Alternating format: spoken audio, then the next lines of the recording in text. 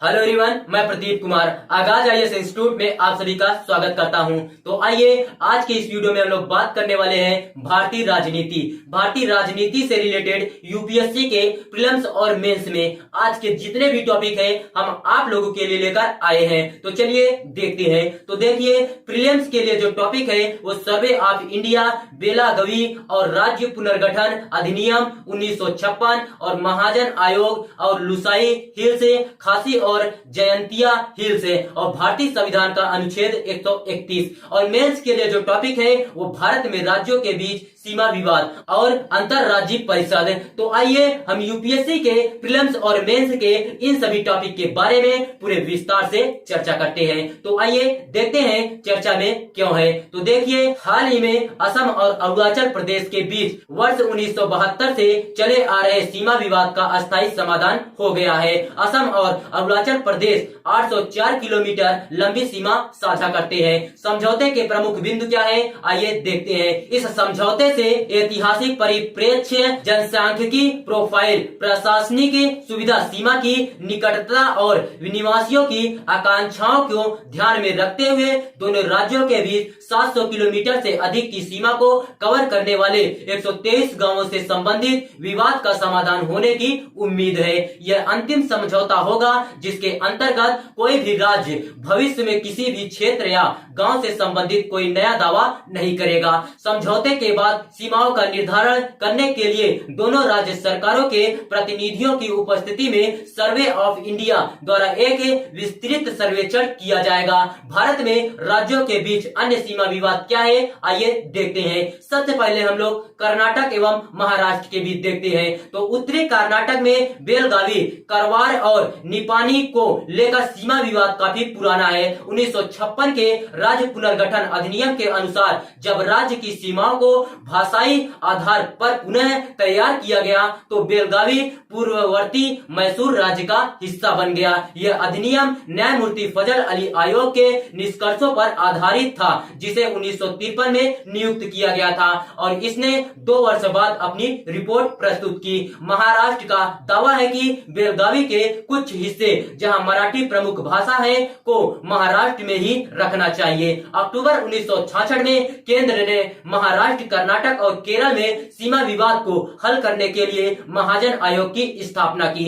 आयोग ने सिफारिश की कि बेलगाम और 247 गांव कर्नाटक में ही रहेंगे। महाराष्ट्र ने रिपोर्ट को खारिज कर दिया और वर्ष 2004 में सर्वोच्च न्यायालय का रुख किया। अब हम बात करते हैं असम और मिजोरम। आइए देखते हैं। असम और मिजोरम के बीच सीमा विवाद वर्ष 1875 और वर्ष 1933 की ब्रिटिश काल की 2 अनुसूचनाओं की विरासत है, जब मिजोरम को असम का एक जिला लुसाई हिल्स कहा जाता था। वर्ष 1875 की अधिसूचना ने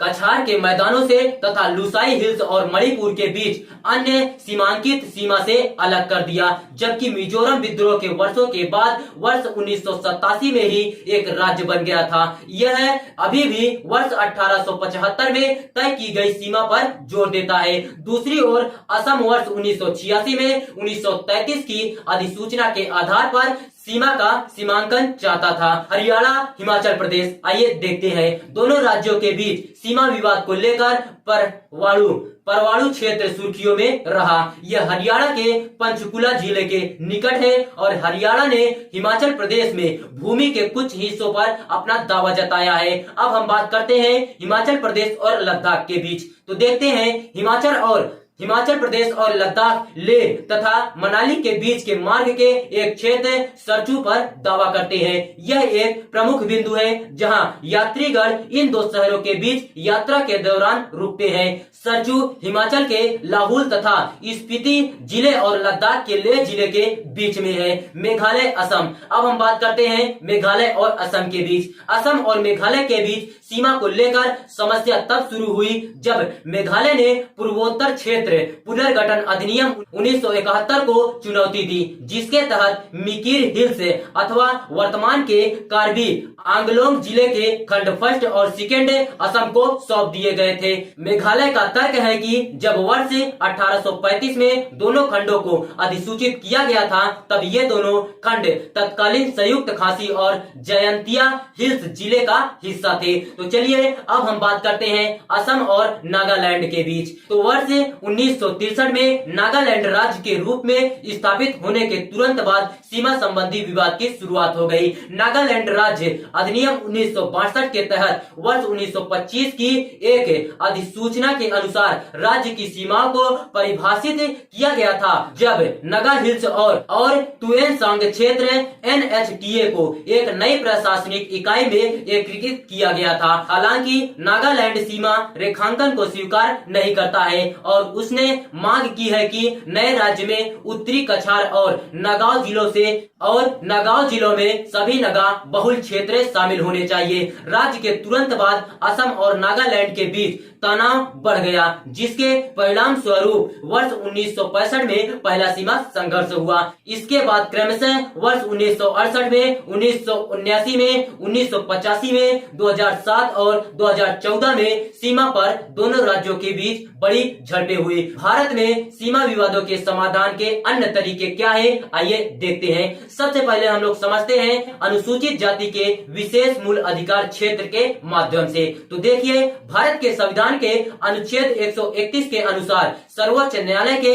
पास अनन्य मूल क्षेत्राधिकार है, जिसका अर्थ है कि कोई अन्य न्यायालय इन मामलों की सुनवाई नहीं कर सकता है। यह भारत सरकार और एक या एक से अधिक राज्यों के बीच विवादों को सुनवाई कर सकता है। यह एक तरफ भारत सरकार और किसी भी राज्य या राज्यों और दूसरी तरफ एक या अधिक अन्य राज्यों के बीच विवादों की सुनवाई कर सकता है। भारत में सीमा विवादों के समाधान के अन्य तरीके क्या है, आइए देखते हैं। सबसे पहले हम लोग अनुसूचित जाति के विशेष मूल अधिकार क्षेत्र के माध्यम से, यह 2 या 2 से अधिक राज्यों के बीच विवादों को सुनवाई कर सकता है यदि विवाद में कानून या तथ्य का प्रश्न शामिल है जिस पर कानूनी अधिकार का अस्तित्व या सीमा निर्भर करती है। क्षेत्राधिकार से संबंधित सीमाएं। सर्वोच्च न्यायालय का क्षेत्राधिकार उन संधियों, समझौतों, प्रसंविधाओं, अनुबंधों या इसी तरह के अन्य आयामों से उत्पन्न होने वाले ऐसे विवादों तक नहीं है जो संविधान के प्रारंभ से पहले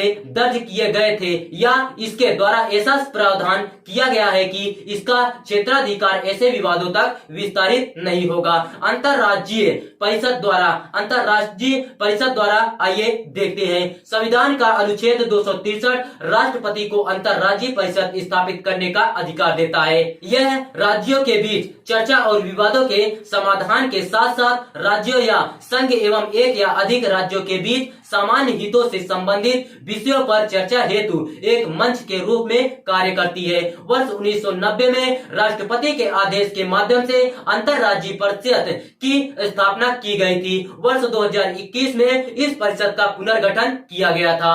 तो देखिए, अगर आप लोगों को इसका पीडीएफ चाहिए तो इसका पीडीएफ आप लोगों को टेलीग्राम चैनल पर मिल जाएगा। टेलीग्राम चैनल का नाम है आगाज IAS इंस्टीट्यूट। आगाज IAS इंस्टीट्यूट टेलीग्राम चैनल का नाम है और टेलीग्राम चैनल का लिंक हम इस वीडियो के डिस्क्रिप्शन में दे देंगे। आप यहां से भी जाकर टेलीग्राम चैनल को ज्वाइन कर सकते हैं और पीडीएफ डाउनलोड कर सकते हैं।